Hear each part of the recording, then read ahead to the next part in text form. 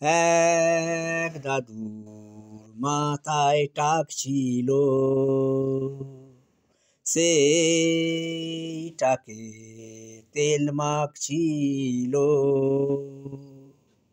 এমন সময় বলতা এসে হুলকুটিয়ে পালায় শেষে, এমন সময় বলতা এসে হুলকুটিয়ে পালায় শেষে। গুলিয়ে দিল বুদ্ধি দাদু,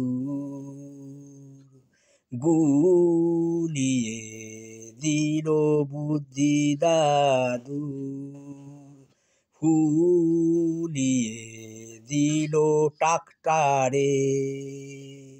কাঁদলো দাদু ব্যথার চোটে তোরে, আলো ডেকে ডাক্তারকে তোরে।